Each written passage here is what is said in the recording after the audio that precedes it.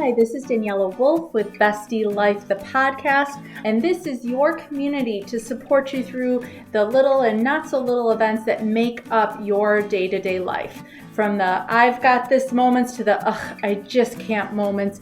We are here to empower all women to find and develop the skills they need to find peace, balance, and the bliss in their busy. Through solo episodes as well as interviews with amazing women who share their journey and their story and how it works for you. I hope you find the inspirations to make you laugh, think, as well as maybe rethink what you thought you knew, and connect as we realize that we are all living similar ups and downs and don't have to do it alone. So excited for you to hear this episode, and thanks so much for joining me today. Hi, this is Daniela with Bestie Life, the podcast. And I don't know about you, but I always feel like whether you have kids or not, this back to school time of year, beginning of fall, Labor Day is coming around the corner. It's almost like a second New Year's. It's a time for maybe resetting your goals, getting reorganized before the hustle of the holidays creep in, and just kind of putting yourself together for that final push before the end of the year. And so in this episode, I wanted to talk a bit about tips and strategies for setting and achieving realistic goals and prioritizing your self-care. Now, don't worry, I promise I'm not going to get into some overwhelming productivity kind of frenzy. I want to keep it simple, relatable, and entertaining so that you stick with me. So grab your favorite bevy, sit back, and let's get started. All right, so let's kick things off with the art of goal setting. Now, I know you might be thinking goals, that sounds like work. That sounds hard. That sounds like something that might have a lot to it. But don't worry, I've got your back. And setting goals, it is important because it's kind of like having a roadmap for your life. It gives you that direction and purpose. Kind of like if you're going to go on a trip and you're setting up your GPS, you want to have a direction. You want to know what the steps are to get to where you want to go. You don't just kind of get in the car and start going. And so it doesn't have to be massive or complicated, but it does have some pretty specific steps to it that I want to share with you. You may or may not have heard of the SMART goals approach, which is what I wanted to share with you today. It's definitely one framework for looking at goals. And it's kind of the secret sauce of goal setting because it is very simple. It breaks it down into very specific steps. And I'm not going to overload you with too much detail in this episode, as that can probably be its own episode if we dive in too deep. But I want to give you the basics so you have an idea of what your goal needs to have in it in order to make it realistic, actionable, and achievable. So to break that down, the S of SMART stands for specific. Your goal needs to be crystal clear. So instead of saying, I just want to exercise more, be very specific, like I want to walk outside for 15 minutes 3 times a week. And that's specific enough to know whether or not it actually happened. And that's kind of the next one, which is M. It needs to be measurable. So by making it specific, you automatically make it measurable because you can verify whether or not you did it. Did you go outside for 15 minutes 3 times a week? Did you go outside for 10 minutes 2 times a week? You can tell whether or not you met that goal. And so you've got specific and measurable. The third part is the A of SMART, which is achievable. Your goal needs to be doable and actually help you grow. So you want it to be something that you can actually do. If you're terrified of heights, you wouldn't put climbing Mount Everest on your goal list because that's probably not going to be as achievable, at least in the short term.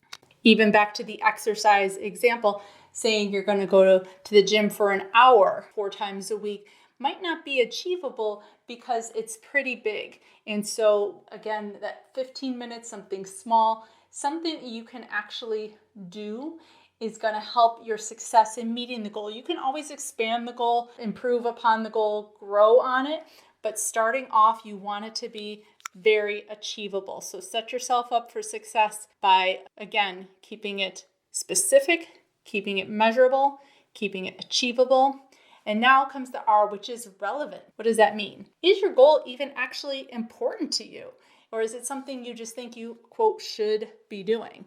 If you hate cooking, maybe taking cooking classes and becoming a gourmet chef isn't relevant or the best use of your time. You could find a goal more around like finding a meal prep service, finding simpler alternatives to help you come up with your weekly meal planning, but making sure it's relevant. You're not going to be motivated to do something that you're not actually invested in. And that can happen a lot of times when we do goals that we just think we should do or that somebody else has kind of decided for us. And this is the one that I think we sometimes forget about when it comes to the goal. Our why. Why are we doing it? What's the purpose behind it? And so to think about your goal, is it relevant? How invested are you in this? And then the last one, T, stands for time bound. And that means to kind of set a deadline. Give yourself that extra push maybe that you need because, as they say, someday is not a day on the calendar. And so again, back to the example that we're using, I'm going to walk outside for 15 minutes 3 times a week and give yourself 2 weeks to give yourself that grace that maybe the first week isn't going to be perfect. You can always keep restarting, but at least to have that deadline on the calendar, whatever you think is going to be realistic for you, knowing what other things you have built into your week, whether it's work, kids' activities, other things going on, but definitely set a deadline to that. Make it time bound so that your goal now has the structure of, again, that SMART piece: specific, measurable, achievable, relevant, and time bound to actually happen, so that you're just not setting another goal that doesn't come to fruition, that can kind of mess with your mindset and your self-esteem of achieving goals, but that it's something that you're actually going to achieve and actually going to do. So I want you to think about what's a goal, just one, that's all we're picking right now. What is one goal you want to set? Walk it through those 5 pieces. If you have to, pause this, back up, re-go through them, or even write them down so that you can have those specific pieces written down for you. They say a goal that's written down is 87% more likely to happen. So by going through this process and physically writing it down as you're going along is going to help you automatically achieve that goal, because you can look at it, you can share it with others, you can definitely have it to keep referencing back to, because we don't always want to have to keep track of everything in our head, right? That's too much work, and that's not what we're looking for here. All right, awesome. So now that you've got your goal in check, I want to talk about something which is equally important that I'm super passionate about, which is self-care. Because let's face it, we're like plants. We need some TLC and some love to thrive. We need to take care of ourselves. We need to be able to have purpose and direction, because having a goal and the steps to achieve it are great. But if you don't plan for how you're going to take care of yourself in the process, you're actually potentially sabotaging your success. That's how burnout can happen. That's how maybe we get off track, because we haven't allowed the space in our time and in our day to recharge along the way, so that we're actually able to meet those goals, so that we've got the energy, that we've got the momentum, that we've got all those things in place to help us as we're taking on something new, as we're working forward towards achieving something else. So self-care as a part of our day is critical when it comes to setting and reaching our goals. And if you know me, I always say self-care isn't about those bubble baths and spa days 24/7, because even though those are great, that's not realistic. That's not sustainable. As a goal, self-care needs to have those same SMART pieces to it as well. And ultimately, it's about prioritizing your well-being, doing the things that helps you feel good, that helps you feel good about yourself. And that's what makes it so critical to your overall success, both personally and professionally. So it doesn't matter whether the goal you're working towards is in your business, is at your job, is with your family, is with your kids, is personal development. Having that self-care is going to help you in achieving every type of goal that you set up for yourself. You definitely need to make sure when you're setting up that self-care, you set up some boundaries. You look at what you're saying yes to, what you're saying no to, and just remembering you're not a superhero. You don't need to do it all. And that's totally okay, because we shouldn't be doing it all. And give yourself the variety and options with your self-care, making sure you're taking time for sleep, socialization, exercise and nutrition are just some ways to be intentional about incorporating that self-care as you're working on your goals, as well as, again, then your own time for personal development and comfort, so that might be in how you're decorating and organizing your home, how you're dressing, these types of things all together. And I have several episodes about self-care, what it looks like, how to implement it, that I can reference in the show notes as well. These types of things are all going to give you the endurance and energy you need to conquer your goals, to achieve your goals, to be able to stay motivated and on track when sometimes we don't always feel like it. And knowing that you're taking care of yourself helps you to give back. And of course, I don't always talk about this with self-care, but definitely don't underestimate the power of a good laugh. I don't think that gets recognized and acknowledged as much as part of self-care when it comes to play and laughter. By surrounding yourself with people who lift you up, share a sense of humor, it becomes almost like a mini vacation from your brain. You get to stop thinking about maybe some of the pressures of other areas going on and just remove yourself and take a break. And obviously taking a break allows yourself that time to recharge. So laughter is another simple thing to try and incorporate as you're working towards your goals. And so now we've talked about what makes up a good goal, the intention and purpose of having self-care in place and planning your self-care while you're planning your goal as well. So now we're going to look at making it happen, because you might be thinking, all right, that all sounds great, but how do I put this into action? Because I'm thinking about my goal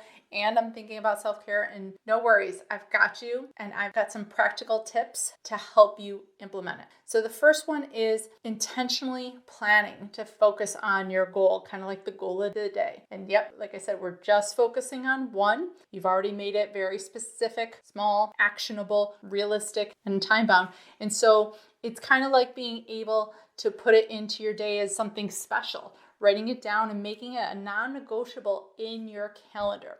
Be specific as far as when is it going to happen? Where is it going to happen? How long is it going to take? And by breaking that big goal into a baby step that you can put on a very specific day and time in your calendar, even if the rest of your day kind of goes haywire, you'll know you'll have that one accomplishment in there, done, and taken care of. Next, as you're then done planning your goal, be intentional about planning in your self-care. Some of those things can happen once you've kind of automated and turned them into habits when it comes to maybe your organization, how you dress, some mindful moments throughout your day. Whatever you choose as your self-care though, make sure that you are specifically setting times in your calendar that they need to happen. And so if this is a newer practice for you and you want to make sure that you're doing a certain activity at a certain time, write it in, because that's going to help you provide that, again, structure to it. It's going to give it some importance and priority in your day.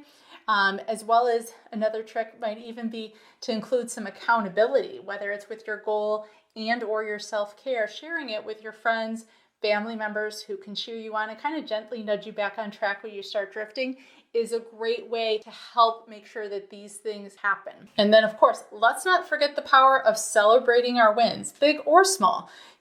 Treating yourself, sharing your accomplishment, and basking in that sense of achievement, knowing, hey, I said I was going to do this one or two things today, and I did them. And knowing that you can achieve the things you set your mind to actually helps propel you in continuing to do that. Don't kind of overlook it or take it for granted, like, yep, I said I was going to do it, and so I did, and it doesn't matter. It's a big deal, because think of how many things we set our mind to that don't always happen. And so definitely celebrating that, even if it's a little happy dance for yourself, whatever's going to help you to acknowledge that you really did achieve something, because these things, they don't happen by magic. They don't happen overnight. That's why we call them a practice.